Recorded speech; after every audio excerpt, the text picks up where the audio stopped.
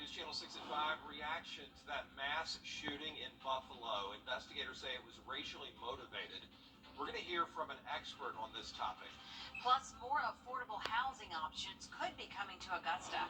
How much funding your city is getting as your News at 5 starts now. Live from Television Park, this is Wjbf News Channel 6 at 5.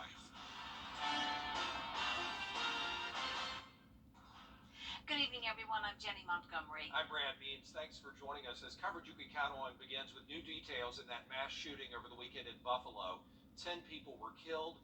Investigators say the gunman, 18-year-old Peyton Gendron, had plans to escape the grocery store and maybe go to another one had he not been stopped. He's currently being held without bail. He pleaded not guilty to murder. And that mass shooting is being called a hate crime across the country and here at home, where an expert at AU says it also fits the definition of terrorism. Dr. Lance Hunter is an associate professor of political science. He says an event must fit 3 criteria to be considered an act of terror. It must be a violent event. It must be motivated by radical political, social, religious, or ideological ideas. And it must have a target enemy. I think individuals at times tend to have these preconceptions that terrorism tends to be something that's carried out by ISIS or Al-Qaeda or a group or organization such as that. Because when some individuals are thinking along the lines of, is this terrorism or not, I think they're thinking of, well, terrorism tends to be something along the lines of 9/11, or it tends to be bombings or hijackings, and mass shootings just fall outside that. President Biden is also calling the shooting a case of domestic terrorism. A suspect in a 2021 murder in Aiken is in jail tonight. Antonio Wise was arrested over the weekend in Richland County. He's charged with shooting and killing Ernest Croft on August 18th of last year. He's facing murder and weapons charges. Dontel Harling was arrested in that murder last August. A third suspect is still on the loose, but investigators do not know who that person is. If you know anything, you're asked to call Aiken Public Safety. A standoff in Warrenville this morning that had several streets blocked off ended with the suspect's suicide. A sheriff's office spokesperson says a man with a gun held them at bay at a home on Daly Street. They say he was upset with his family because they all wanted to go back to Mexico. The deputies closed several nearby streets while they tried to bring everything to a peaceful close, but it ended with him taking his own life. It has been 2 years since the murder of a South Carolina man, and over the weekend, his family gathered to remember his life. 25-year-old Brandon Odom was found shot to death in his vehicle in Aiken County in June of 2022. So far, no suspects have been arrested. I believe that would be June of 2021. Odom's family wants people to know they are still fighting for answers and justice. We need to seek justice for Brandon. There's not a lot going on, and it's getting to the point where we think it's going to go cold, and we don't want that to happen because it sends out a message that people can have these acts of violence and get away with it. June of 2020 is when that happened. If you have any information about this incident, you're asked to call police.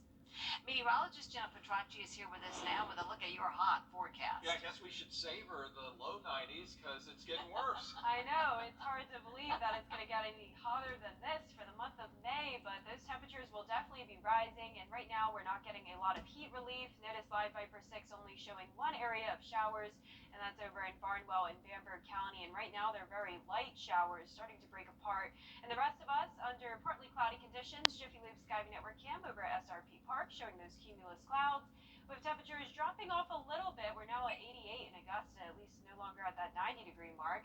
90 still in Barnwell, though, 91 in Louisville, and 90 in Millen, 92 over in Wrightsville, and 89 in Lincolnton. Our dew points aren't too bad. We're in the low 60s for the most part, some spots in the 50s, so not feeling super humid outside today, with winds coming in from the west, 14 miles per hour in Aiken, 8 in Augusta, 11 in Gibson and Sparta.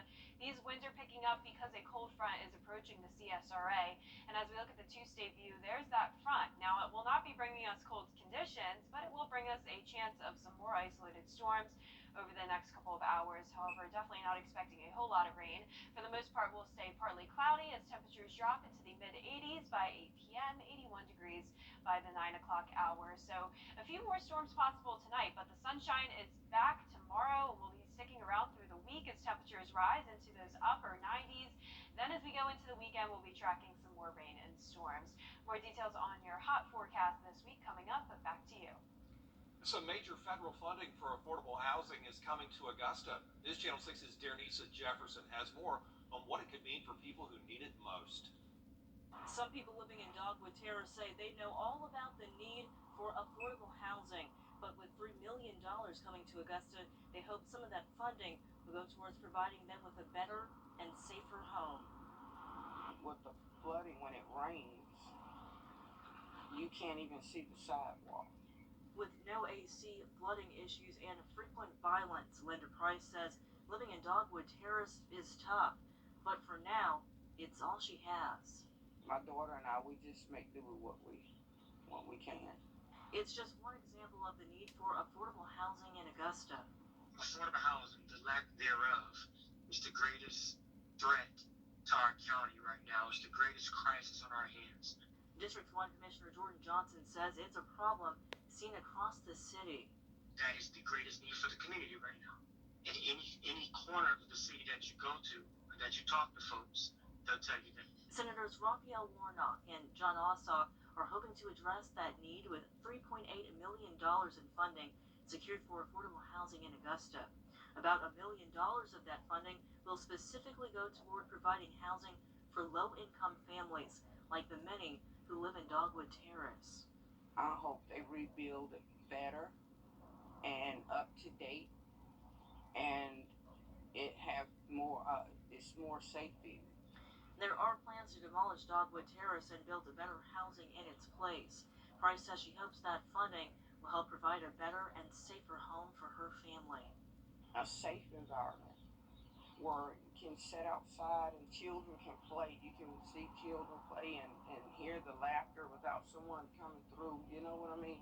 Shooting at them or shooting at someone else. In total, the state of Georgia will receive $170 million in federal housing investments. Reporting in Augusta, Wjbf Jefferson, WJBF, News Channel 6. A new development tonight in the city's efforts to make Augusta greener. Commissioners will vote Tuesday to add the first 5 all-electric vehicles to the city fleet. Last year, city leaders approved the Green Augusta initiative with the goal of having 20% of city vehicles electric by 2030. New Ford Escapes coming in, fully electric vehicles. This will get us started. This will be the first of a fleet of cars that we're going to switch to per the mayor and commission agenda, moving forward with Green Augusta. Lampkin says along with the electric vehicles, the city's also adding new charging stations, including 4 planned for the municipal building. Well, there are now more polling places open for Augusta. Raven. Early voting centers will be closed the weekend of June 4th and 5th. The competitiveness for summer internships is at an all-time high. News Channel 6's Nikita Dennis spoke with a career professional about what students and graduates should consider.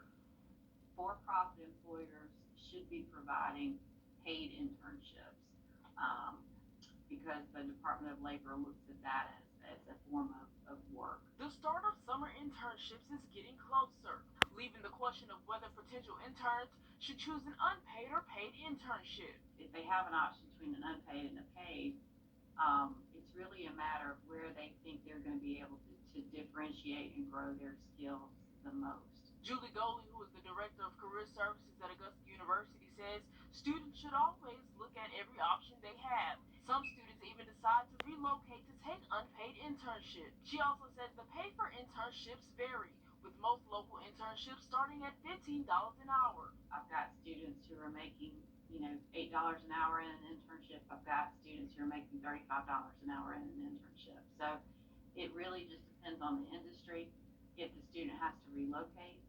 Goley says even though most students tend to go towards a paid internship, unpaid may be the best option for your future. Is this legitimately going to provide the kind of experience that's going to help you get to the next level?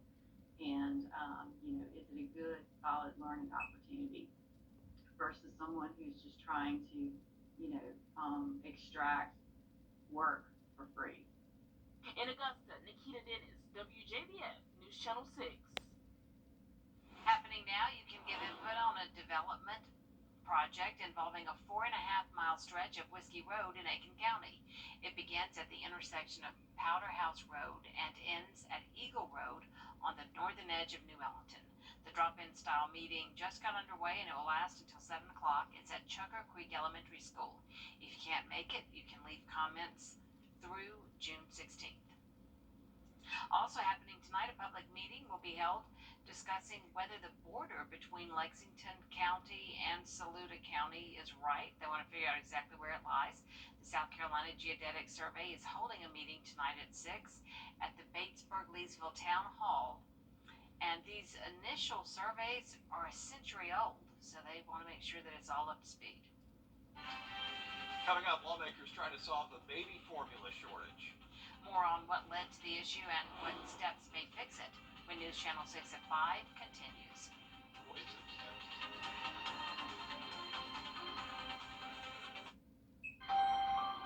Surprise. The Biden administration announcing several new steps that it's taking to try to help parents get baby formula. Washington correspondent Alexandra Limon has the latest. The Biden administration says it's working to quickly help parents get the baby formula they need. Create some flexibility, cut red tape. The administration says it's working with formula manufacturers to increase production. And Secretary Pete Buttigieg says the FDA is taking other action on making it easier to safely import formula products, which we don't generally tend to do much of in the U.S. The FDA shuttered a plant in Michigan as a safety precaution after 4 infants got sick and 2 died. All of them had had formula from that Abbott plant. There was nothing wrong with that plant. It was never proven that any of that formula caused these 2 deaths. The FDA is working closely with Abbott to bring the facility back online safely. That's the key here, safely. The administration is also helping major retailers and baby formula manufacturers get more baby formula to store shelves. And have made clear to all of them that federal resources, including transportation and logistics resources, are available and on call. On Capitol Hill, several lawmakers have introduced legislation to try to avoid baby formula shortages in the future, and some administration officials agree that changes are needed. And take a hard look as a country about how we got to having 4 companies control almost 90% of the market. In Washington, Alexandra Limon. Coming up, meteorologist Jenna Petracci has a look at your Viper 6 forecast. And a major candy recall after customers reported finding metal in the bags. Next. I'm Attorney G. Now, your most accurate forecast with WJBF Live Viper 6. Good Monday evening. Here's a photo from the lunar eclipse last night taken in Augusta. Personally, I didn't get to see it, but if you saw it, I'd definitely love to see your pictures. You can send those to me on my Facebook or Twitter page. But looking at Live Viper 6 right now, we are tracking a few showers moving through Saluda County, also down through Barnwell and Vanburgh County. Not seeing anything significant with this though, just a brief heavy downpour now moving outside of our viewing area and a few of those scattered around the area. But otherwise, we're just seeing cumulus clouds throughout the rest of the CSRA. Jiffy Lube Skyway Network Cam over in North Augusta showing a pretty nice evening, but it is still feeling hot outside. At least we're no longer at that 90-degree mark in Augusta. We're at 88 degrees, west wind of 8 miles per hour, but some of us are still at 90, such as up in McCormick, also Allendale at that 90-degree mark, 91 in Swainsboro, the rest of us in those upper 80s. And a very similar story across the entire southeast. We're seeing 92 in Houston, 89 in Dallas, 85 in Birmingham, and 86 in Atlanta. So you definitely wouldn't expect a cold front to be passing through the south, but there actually is one. You can see on our satellite and radar, this is bringing severe thunderstorms throughout the east coast. But for us, the weather has not been bad at all today. Going back to our satellite and radar, just those few areas of showers. And for the next few hours, I'd say mostly partly cloudy. However, you may encounter just one brief isolated shower and storm. 85 degrees at 8 p.m. and by 9 p.m., 81 with mostly clear conditions. So those clouds will be out of here as soon as that cold front passes. At 6 o'clock today, notice a few isolated storms showing up on this model, but I think this is even overdoing it. And as we go into the the overnight hours, those skies will begin to clear and our winds will shift to the north. That'll bring in some slightly cooler air to wake up to tomorrow. Lows will be a little bit cooler than they have been over the last couple of days, but another hot day in store tomorrow with a lot of sunshine, 0% chance of rain for your Tuesday all the way through Friday. Then by next weekend, that's when we'll be tracking some more rain and storms. But we definitely will be having some hot temperatures this week, 94 for Wednesday, all the way up to 97 for Thursday, and back to 90 on Sunday. And finally, by this time next week, we'll be below average in the low 80s. Remember to always check your back seats, never leave any children or pets in your car for any amount of time, because notice within just 10 minutes, your car will reach a temperature of 109 degrees, and that's when the air temperature is 90, so you can imagine what it'll be like at 97. Now for tomorrow's day planner, notice we'll be starting out mostly clear, then back to sunshine throughout the entire afternoon as temperatures rise into the upper 80s and low 90s.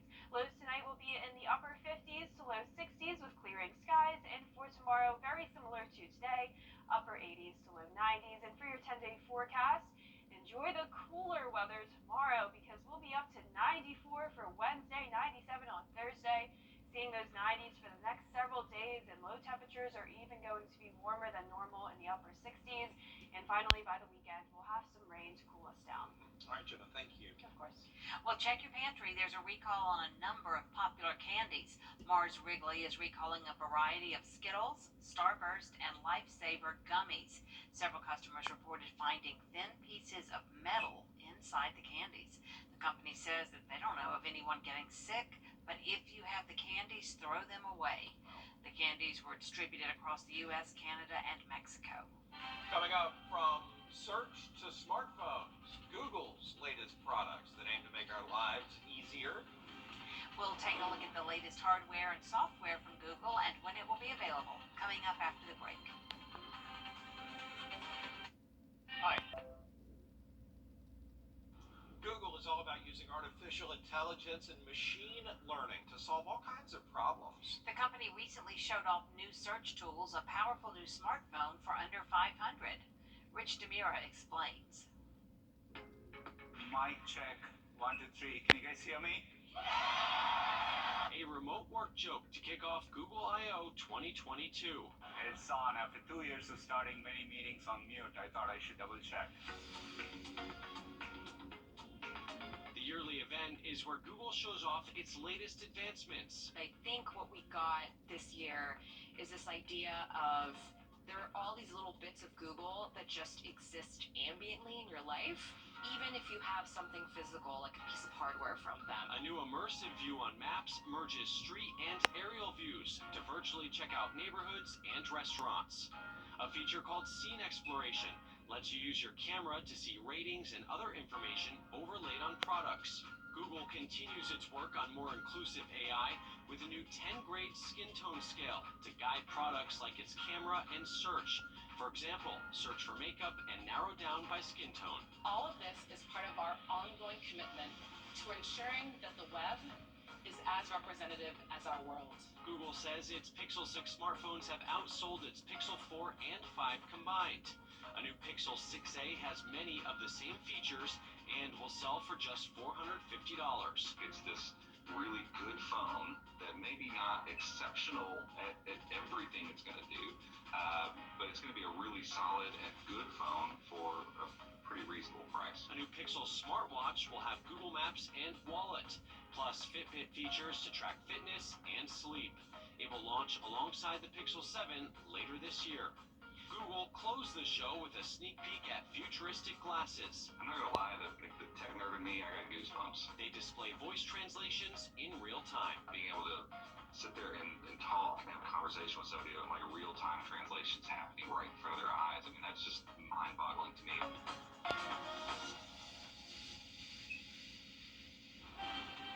News Channel 6 continues next at 5:30. John and Dee are here to tell us what's ahead. All right, thanks, Brad and Jenny. Coming up, House Democrats are hoping to pass a bill this week that will address the high gas prices. Plus, a violent weekend across the U.S., 10 dead after a teenager opened fire at a New York grocery store. Latest on that investigation as well.